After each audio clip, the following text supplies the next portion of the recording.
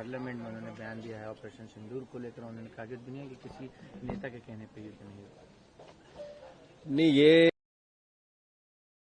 संसद में बोले हो तो उनकी एक जिम्मेवारी थी कि अगर 29 बार ट्रंप ने ये बार बार कहा कि मैंने नरेंद्र मोदी जी को कहा था, तो या तो मोदी जी सच है, तो जो राहुल जी ने सवाल उठाया था कि छाती ठोक के बोलो कि झूठ बोल रहा है ट्रंप, तो वो करना था उनने।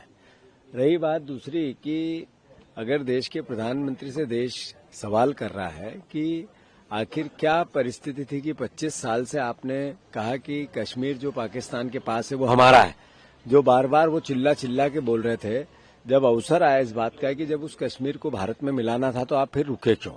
अगर ट्रंप ने नहीं कहा, आपने निर्णय लिया, तो फिर 25 साल से जो आप बोल रहे थे कि कश्मीर हमारा है, फिर उससे आपने बैकअप क्यों किया?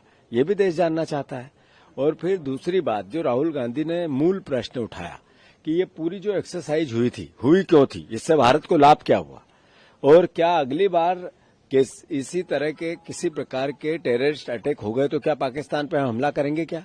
बेसिक कंसेप्ट ये है कि अगर आतंकवादियों के हमले पर किसी देश से युद्ध लड़ा जा सकता है, तो क्या इससे पहले या इससे बाद हुआ था? तब इस बात का सवाल क्या स्ट्रेटेजिकल भारत सरकार की क्या नीति है?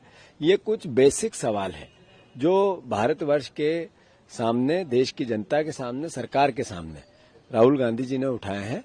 मैं मानता हूं इस पर मोदी जी की अस्पष्टता थी, और यही कारण है कि दिन पे दिन इनका चेहरा देश देखता जा रहा है। इन जो बात करते हैं वो कुछ है, काम करते हैं वो कुछ। प्रधानमंत्री ने अपने बयान में भी स्पष्ट किया है कि ऑपरेशन सिंदूर जो है वो अभी खत्म नहीं हुआ है। नहीं, जैसा मैंने कहा कि ऑपरेशन सिंदूर अगर खत्म नहीं हुआ है तो क्या फिर से कश्मीर लेंगे? कार्रवाई की जाएगी। फिर कश्मीर लेंगे? प्रधानमंत्री जी जो ऑक्यूपाइड कश्मीर है वो लेने का फिर से वचन देते हैं क्या देश को? मैं अगर ऑपरेशन सिंदूर खत्म नहीं, ऑपरेशन सिंदूर किया क्यों गया था? इसीलिए तो किया गया था कि वो कश्मीर जो हमारा पाकिस्तान के पास है ऑक्यूपाइड, वो लेना है, इसीलिए।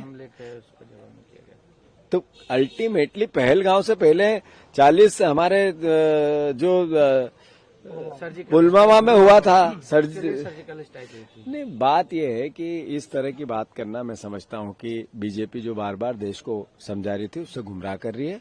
और रही बात नरेंद्र मोदी की, अगर वो कह रहे हैं कि मैंने किसी के कहने पे नहीं किया, तो फिर बोलना चाहिए कि ट्रंप झूठ बोल रहा है। ये बेसिक कंसेप्ट है। और राहुल गांधी जी ने जो बेसिक सवाल उठाए, सरकार हमारी है, सेना हमारी है, प्रधानमंत्री हमारे हैं, पर विपक्ष के नेता देश की आवाज उठाता है, देश की जनता की आवाज। उन्होंने कहा ये एक्सरसाइज की, इससे देश को क्या लाभ हुआ? अगर ऑपरेशन सिंदूर आपको चालू रखना है तो देश के लाभ हानि को देखना पड़ेगा ना। विदेश नीति जो इस पूरे कूटनीति थी हमारी, जो डिप्लोमेसी थी, वो फेल हुई, तो इसके लिए दोषी तो यही सरकार है ना। तो ये राहुल जी ने जो सवाल उठाया वो बेसिक सवाल।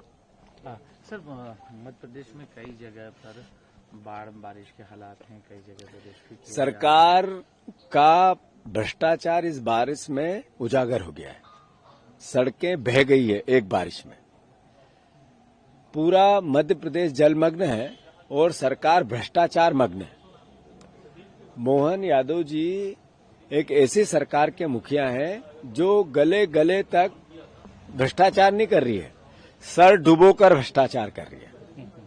कर्ज लेना और घी पीना, ये सैकड़ों साल पहले चाणक्य ने बताया था कि इस तरह की नीति, हमारी मोहन सरकार ने उसको माइनस कर दिया है। कर्ज लेना और उस घी से नहाना इस सरकार का दूसरा पर्याय बन गया है। मैं मानता हूं मोहन यादव हर स्केल पे फेल हो गए। जब हमारे विधायकों ने बीन बजाई तो ये कहा कि ये सोए हुए लोग हैं, ये बीन से भी नहीं उठते हैं। अगर भैंस के सामने बीन बजाना एक कहावत थी, सरकार के सामने बीन बजाना पड़ रही है। ये नई स्थिति क्या है? भयावह है। भारतीय जनता पार्टी के विधायक में असंतोष हो गया कि सदन क्यों नहीं चल रहा है, हमारे सवालों का क्या होगा। जितना हमारा दायित्व है, विपक्ष का दायित्व है, वो हम निभा रहे हैं, पर बीजेपी के अंदर असंतोष गहराता जा रहा है।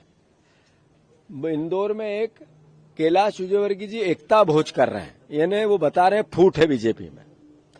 जो मध्य प्रदेश में मुख्यमंत्री मंत्रियों से बदला ले रहे हैं और मंत्री मुख्यमंत्री को कुछ नहीं समझ रहे हैं, इस तरह की सरकार इससे पहले कभी नहीं देखी। सही बात। तो मध्य प्रदेश इस तरह का हो गया।